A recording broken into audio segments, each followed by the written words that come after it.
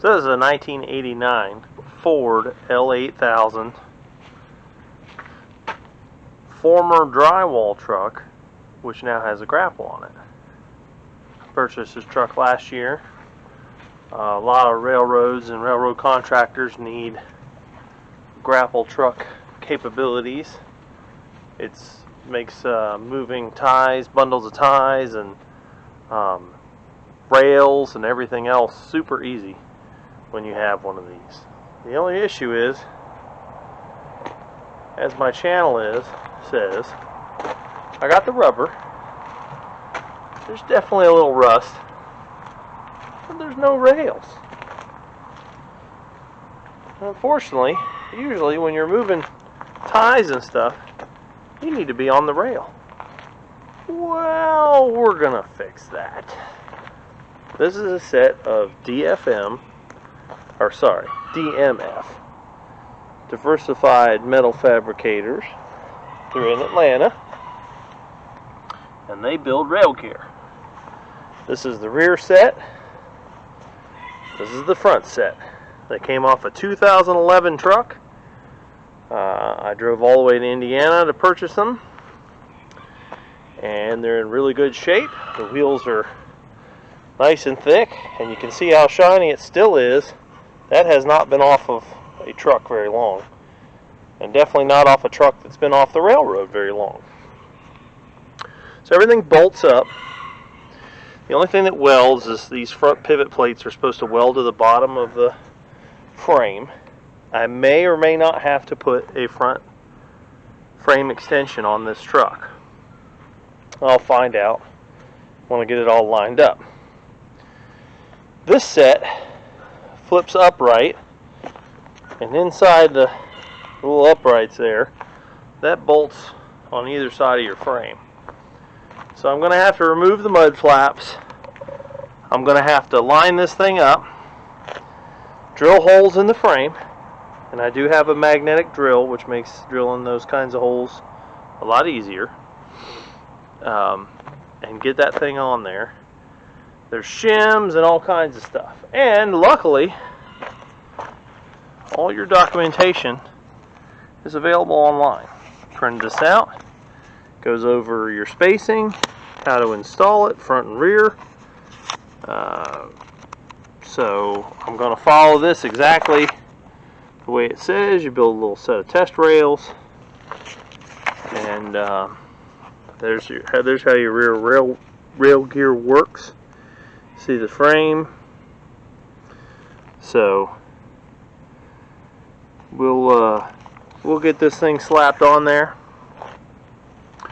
I'll probably just record as I get steps done. First thing I'll do is lop off the mud flaps, and then I'll have to measure, I think it said like 11 and something, rear tire to where the rail gear goes. And I'll get everything set up, marked up. You see the grapple I put on. Works real good. I need to fix it. It's leaking a little bit from one of the hoses. I need to fix that. Otherwise, this is a really good truck. Runs really good. And it'll go way in the air. This thing will go like 40 feet in the air because it used to be a drywall truck. So I need to get a remote, an electrically operated set of valves to replace these because they control the outriggers. So I'll put the electrically controlled valves in there in the place of this mechanical ones, and put switches up there and switches down here so that I can put the rail gear down from the cab while it's on the tracks. Or from the cab, from the operator station up there while it's on the tracks. I'll also need to put a diverter valve in so that I can choose hydraulic power for the loader or hydraulic power for the rail gear. Now, as far as valves for the rail gear, I actually had this three-way valve that I got off a forklift I scrapped years ago, and I saved it. And so I just need to get the right fittings. These are too big to fit the hose, so I need to get the right fittings this size. That size fits the hoses. So I need to get the right size to fit in there. I'll probably just blank the 2 off. I don't need 3 functions, I only need 2. The front rail gear had the valve with it. So luckily, all I got to do is mount that and plumb that up right here. So, and then the front also has air brake chambers and air brake lines, because when the truck's up in the air, it takes the front wheels totally off the tracks. So with the front wheels totally off the tracks, you have your rubber for your rear wheels are contacting the tracks. So that provides your braking and your braking and your propulsion, as it were. But with the front way up in the air, your front tires don't touch the tracks at all. So because your front tires are up in the air, like this one, because your front tires are up in the air, the rail wheel has to have brakes to help you stop. So I'm going to get started on this. I'll have to order all the hydraulic fittings and everything, but I can get this lined up, get the holes drilled, and get started with the mounting. This unit also has air-powered locking cylinders, so I'll need to get an air switch to hook to the lines, so you can turn them on and off, and that locks your rail gear up, and also when it's down, it locks it down. So all in all, they're in great shape. I paid a great price for them, and that'll make this truck way more versatile out on the railroad. So I'm gonna get started. So I cut the mud flaps off, give me plenty of room. It looks like I'm probably gonna have to move that bed bracket back. That's okay. Work that out in a second. So what I'm going to do first is lift the rear Hyrail gear with the tractor and extend it all the way out, put the pins in, and then it'll be at the proper height to fit up under there. So I'm going to do that right now. And I put the hoses in a bucket. Hopefully that'll keep the oil when it lifts up and extends the cylinder. Hopefully that'll keep the oil in there.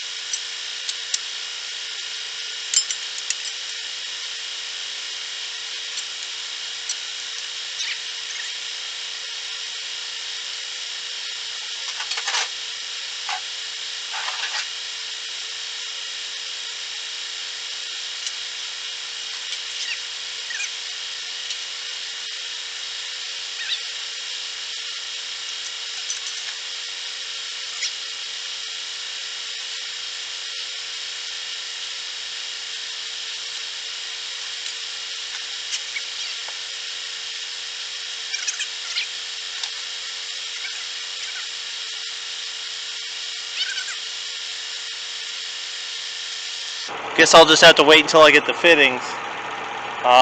There must be pressure checks on the pistons that don't allow them to drop without having pressure applied to the up and the down. So I guess I'll have to wait until I get the fittings. I can hook it to an auxiliary hydraulic source. So, got the rear Hyrail gear plumbed up to my valve. Went and bought all the parts I needed. Let me get out of the sun there. So I got all the parts I need. Those two leads actually fit hydraulic chainsaw I got that I needed leads for anyway, with the quick disconnects, and it runs all the way over to the hydraulics on my Hyrail truck. Let's see how bad this thing leaks. Oh look, it's not leaking at all. That's nice. Well, that we can tell anyway. Now, let's see if it does anything. Oh!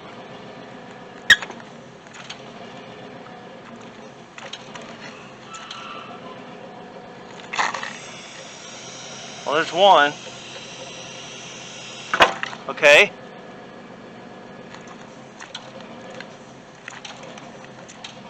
Alright, now why is it not?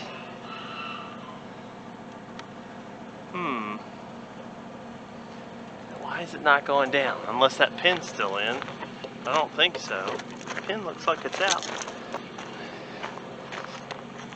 Let me see what's going on. Let's see, that would be this valve.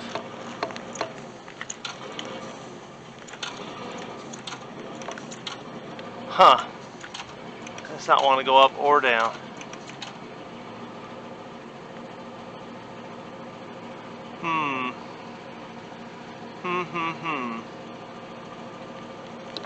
It's plumbed right, unless there's something wrong with this valve that's not letting it.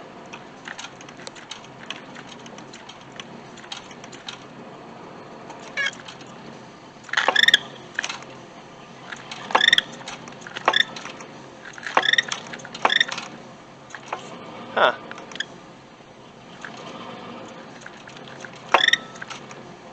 That collapses it. Why is it not going down? I don't get it.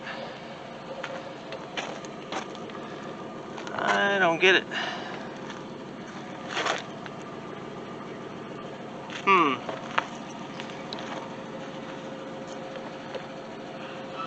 Well, this one's pretty much...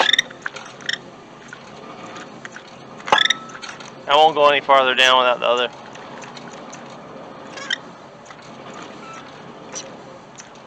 Maybe both of them have to go up? Let's see. Oh, okay. Alright, I get it now. Okay. So you got to do both of them in the down position for it to work. Well, that's not too bad. It worked out pretty good. Cylinders look like they're in good shape. They're not leaking. Alright, well, I will kind of set it down and take a measurement from the ground to the top of the plate, and then on the truck. Hey, Luxa. And we'll see how that looks. But I'm going to have to cut it short today because I got an emergency call that I have to go take care of for a locomotive that's broken down. So we'll get back to this later. I'll set it off to the side after I take this measurement, and we'll go from there.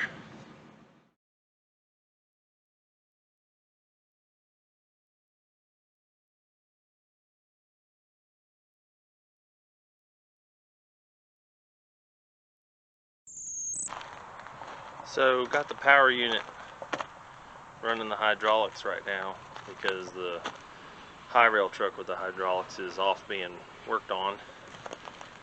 So I had, using the manual and figuring out the calculations, I got these chunks of 2x2 steel cut to go as the spacer between the frame and the bracket for the Hyrail gear. So we'll get that set up and lift up on it, and that should straighten the gear out. I've already put the other block under there, and then what I'll do is tack weld here once it's all where it needs to be. Bust these plates off and adjust the plate depending on where the holes wind up, and then tack weld the plate back on, and that's what keeps the Hyrail gear from dropping once the bolts are in. So we'll see how it does.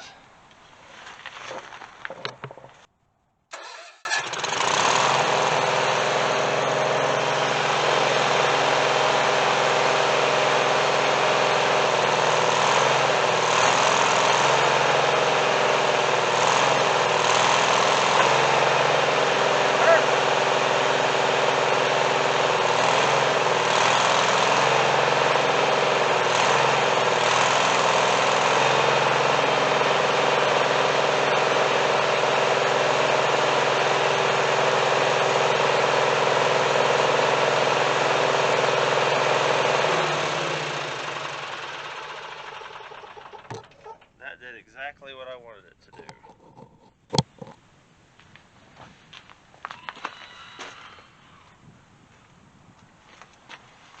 Still got some room to maneuver it backward if I need to. According to the manual, it's 11 and a half to 11 3/4 to the center of that wheel from the back of the tire. So I'll measure that up, and we can maneuver that thing around with a sledge. But it picked up just enough of the weight of the truck and moved it backwards. The wheel's still lined up with the center of the tire, so everything's looking good there. Perfect. I might move that block over some. See how it's a little bit on the rounded part? We'll see.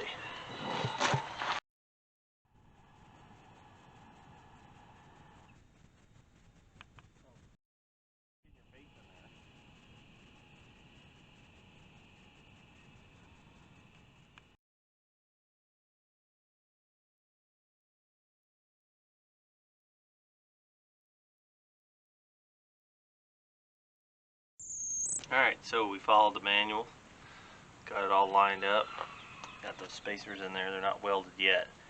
I might have to add more, I'm not sure, but it's all together, it's all bolted to the truck. I'll fire up the power unit and we'll pick it up, make sure that all works. I'm going to fix that air line I broke, putting it under, and get a switch that would allow me to turn the air on and off for the lock pins. But for now, once it's up in the air, I can just push the pins out. So let's see how it works.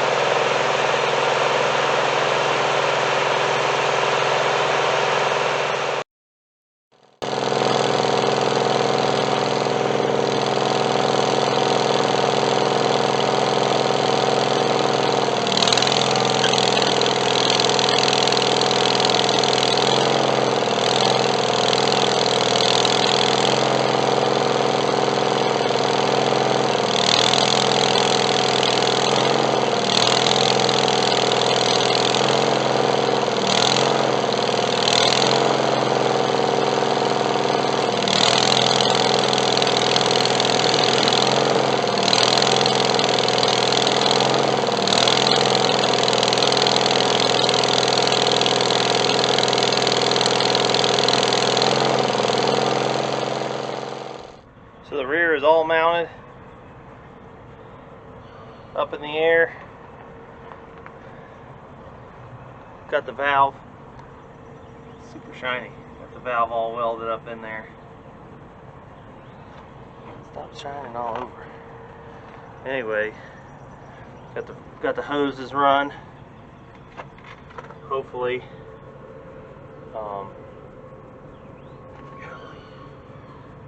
too shiny. Anyway, hopefully I don't have them crossed. I marked them. So the center one The center valve doesn't have anything to do right now, so I'll probably just take the knob off. But one, I'm hooked up to the other one, so we're gonna try it out. I need to get a new swivel. These little cold wrench DOT line swivels, because I broke that one off on that side. Here's all the little pieces. So that was what was in the center. But it's nice, easier to push on and off. So that's easy to fix. Just got to get one. And then I got to get an air valve to hook these lines to have the cylinders go in or out for the lock, because it locks in the up and locks in the down position. Alright, so we're going to go ahead and try it. God, I wish it wasn't so bright. But I guess it's a good thing it is bright, because otherwise we would be dead.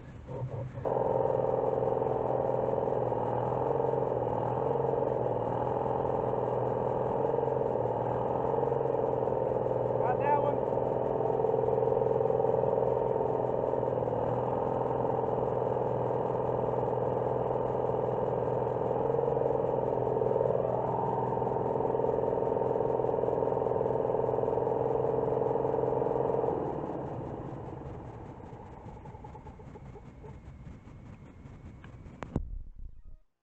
I got the one backwards.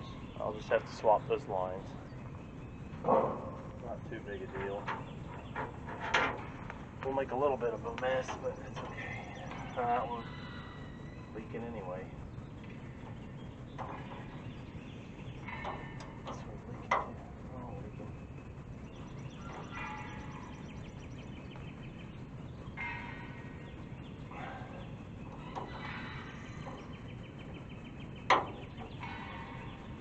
Easy enough to do, and that way they're both down is down and up is up. This makes it easier to remember and easier to operate.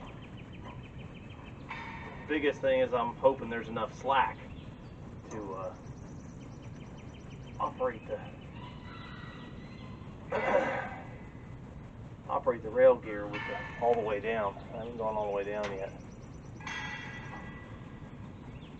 With this valve work where it is. The hose is all hooked up to where they're at.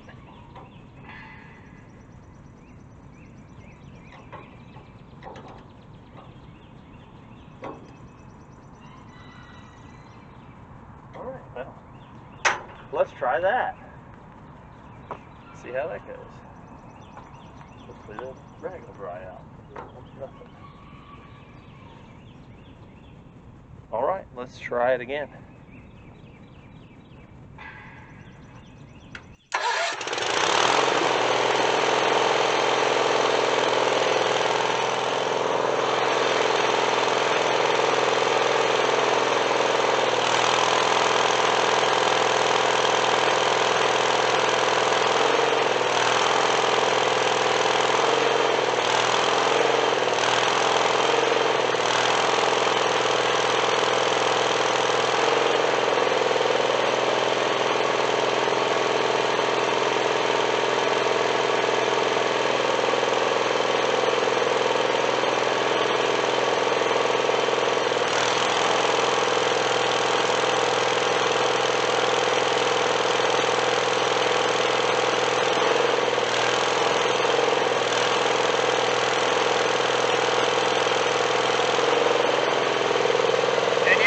How if it's out of alignment, if you don't have that perfectly square on that back wheel, on the back tires at a crossing, you can slew the Hyrail gear side to side to get it to line up, kind of force the rear of the truck on.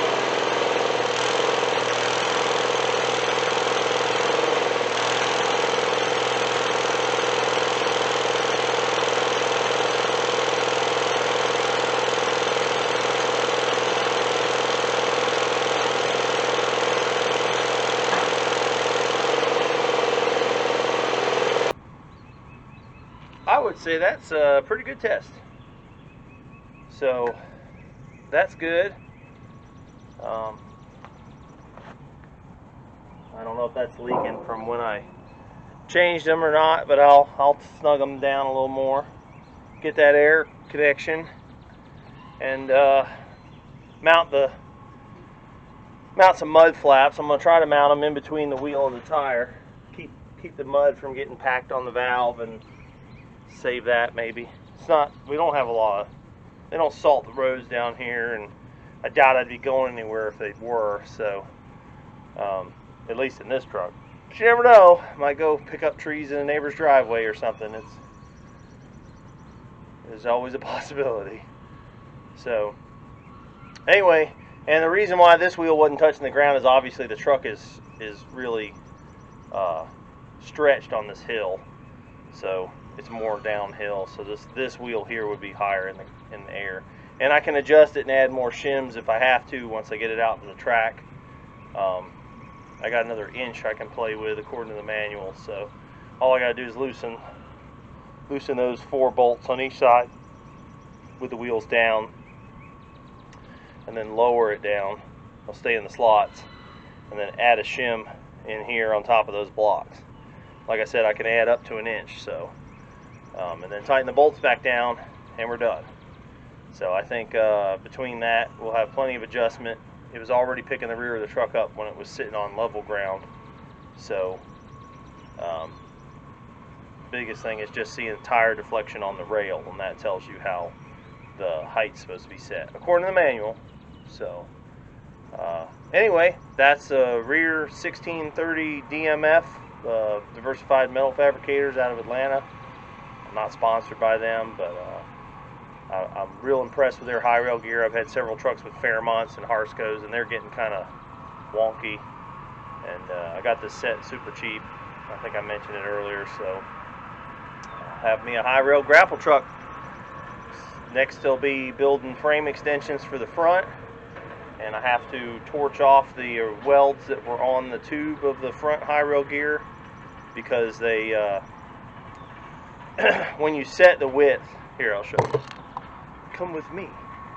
When you set the width, so those brackets there bolt on the springs, the front springs, and then up here this welds to your frame extensions, or the front of the frame if your frame sticks out far enough. But this truck has a rather stub nose, so that will bolt to the, that right here will bolt to the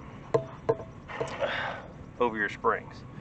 The issue is my springs are like to right here on both sides. So really each side has to come out maybe literally 1/4 of an inch to 1/2 inch. Well, according to the manual, once you get this set up and you've trimmed and trammed everything, you weld it. See this weld down in here, right here?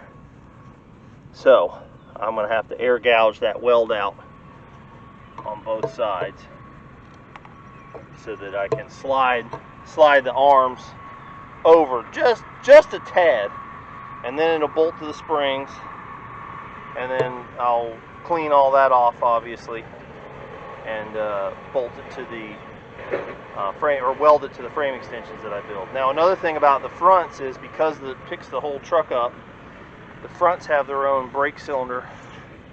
They have their own brake cylinder and brake pad, brake shoe.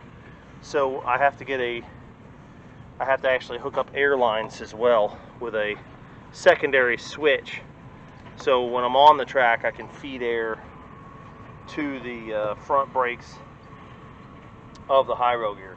And the fronts came with the cylinder. I mean, that thing looks like new. It was apparently taken off a 2011 truck. So these things, I mean, you can tell there's hardly any wear on there at all. So I got real lucky. The pins aren't worn out, the cylinders aren't leaking. It's just a perfect set, you know, for me to get started. And I doubt I'll ever wear it out. I'm just a small-time contractor. So for now anyway, if I get big time, I'll go buy one of those $180,000 grapple trucks. Until then, I'll make do with my old stuff, because it's easier to maintain, and I like the way it looks. So anyway, that's mounting the rear Hyrail gear onto a larger truck, and I'll do a video for the front hopefully in the next week or so. Thanks for watching.